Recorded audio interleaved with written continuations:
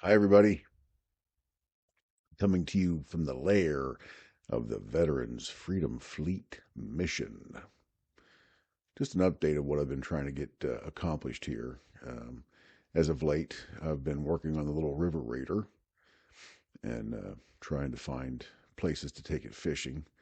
I've also been trying to broaden the network, the net, to help veterans with their issues. Yesterday, I was involved with a meeting with business owners, veteran business owners, some of them defense contractors, and trying to network with them. Um, I told them frankly yesterday that as far as the mission is concerned, I think we've got that in pretty good shape with myself, and veterans have really enjoyed fishing with us. The Bible study is an ongoing thing. The PTSD classes are an ongoing thing. We'd like to have more participation, but we're there every week to provide them. And the people who have participated have received great benefit. There are other veterans that are in crisis that I stay in constant contact with. Every day I'm talking to a veteran and trying to help him work out problems, whether they be marital issues, financial issues, or the like. And I realize that I don't have the solution for everything.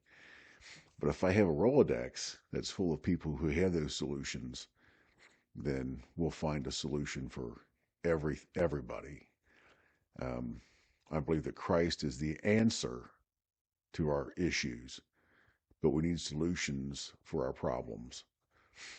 Um, and the direction of God is imperative. We need each other. God wants us to function as a community of Christ. So I have one particular veteran I've been working with. He's been homeless, and we've got him in a shelter. We've got him into a discipleship program, and that's a collaboration between me and other veterans that are helping him. Um, the symbiotic relationship that I have with Veterans Social Command, of which that I serve as their chaplain. We have a handicap ramp um, that one veteran who passed donated to the cause, and Veterans Social Command and Veterans Freedom Fleet Mission have partnered together, and I have the ramp in my truck ready to deliver to another veteran, Vietnam veteran, uh, Corpsman with the 10th Marines. He had a traumatic brain injury in 1969 and has had 28 brain surgeries since then. Uh, I'm going to deliver that ramp to him, and I'm assisting him with a Semper Fi fund, which is Bob Parsons' uh, charity project. Bob Parsons was Vietnam Marine infantry and is very, very gracious to have a charity for veterans. And I'll be able to go and get a mobility cart for my other friend. And last year he broke both of his hips. So Bob Parsons will pay for a mobility cart for him, and then Veterans Freedom Fleet Mission and Veterans Social Command will install a ramp for him. So as time goes on, he'll be able to get out into his yard and do things instead of just being housebound. My friend, 10th Marine Corpsman, um, he has balance issues. Like I said, 28 brain surgery since he got blown up in an RPG attack. The Veterans Social Command was able to increase his disability rating from 10% to 60%, which in my mind is still a travesty. We're still working on the possibility of getting him a higher percentage for his rating, and he earned it. The guy's a remarkable fellow, really. But when he got his TBI, he didn't report it. He just took some pain pills and kept on fixing Marines up.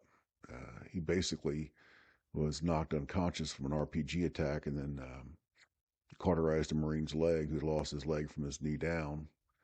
And when he woke up from being knocked out cold, blown up against a tree. So on the business end of it, like I was saying with the small business owners, I need to write grants. I need funding. I need veterans who need help, and I need people who will support what we do for veterans. Um, we are fully functional, and we will need to be fully funded for 2025. I've got events planned, a 10-day camping trip where I'm going to try to pull veterans together in support of veterans who have thought about committing the final solution for their problems. We don't want that. We don't want that. Veterans Social Command has a membership of almost 1,000 veterans from Korea, from the Korean War through Vietnam, a lot of Vietnam veterans. And since their inception, it's veterans helping veterans. They have not had one suicide, which is really a good figure. It's all about community, building community. They voted me in as their chaplain. As a matter of fact, I came to a meeting one time and they're like, Alan, we took a vote and there's one vote left. And I'm like, what's that? Well, what do you want to do? We voted you as our chaplain. And I said, well, I don't know. I guess I'll do it. I said, and I was told it's a volunteer situation. We're not going to pay you. We can't pay you. And I'm like, well, you promise to verbally and physically abuse me every chance you get. And they absolutely agreed to that. And I said, well, how could I turn that down? There's no way that I could pass up on that opportunity. So in order to do these things, I've got to find out a way to support the mission, to support the fishing trips, to support the books we use. We've bought AV equipment. We've got nice, the computer I'm doing this on. I bought that. I got it from a pawn shop, but it's a great computer. So I've got to find a way to make it all work, the business end and the ministry end of the Veterans Freedom Fleet mission. And I'm working on it. I've made a lot of connections. I'm part of the Warren County Coalition to Prevent Veteran Suicide. And that's, I've met with the mayor and the judges and police chiefs and getting involved with the municipalities and the court systems. And I'm going to work my way around that circuit. I've had invitations to be involved with other coalitions. Every county has one. It involves the veterans courts and all that type of stuff. But I just haven't had time to show my face. But I will, and they're going to allow me to set up a little tent for public events. I need two things. I need veterans to help, and I need donors to help me help veterans. So if you're interested, you can check me out at Veterans Freedom Fleet Mission, VFFmission.com. It's just VFFmission.com. And anything that you can do to help, and anything that you can do to help the veterans in your life. If they need me, I need them. I have a strong desire to help veterans. I've had friends of mine who've gone out in a way that was tragic. When a veteran commits suicide, a lot of people are impacted. And when a man or a woman cannot function in society and in their family, a lot of people are affected. So we want to come together and heal the members of our society. These are our brothers and sisters. God asked Cain this question. Where's your brother? Your brother's blood cries out from the ground for me. And Cain said, am I my brother's keeper? And the fact of the matter is we are our brother's keeper. It's our responsibility to look to our left and to our right and to help those who need help. We live in a society that's so egocentricized. It's so egocentric. Everybody's just looking out for themselves, and the hatred that people display towards one another. I think that that's one of the problems that veterans have, is because from a young age they're snapped out of society and told that they need to sacrifice their life for the betterment of somebody else.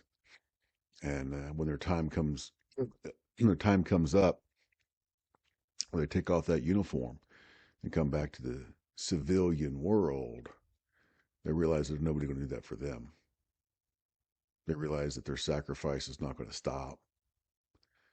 We're trained to throw ourselves on grenades for other people, but when you come out into the real world, there's very few people who will actually do that for you, and sometimes that's just too much for some people to bear after they've given so much. So let's help each other. Let's serve God. Let's do what God told us to do. Let's love Him with all of our heart, mind, and soul. And let's love our neighbor as ourself.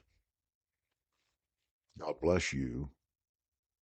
I'll talk to you later. Thanks for listening.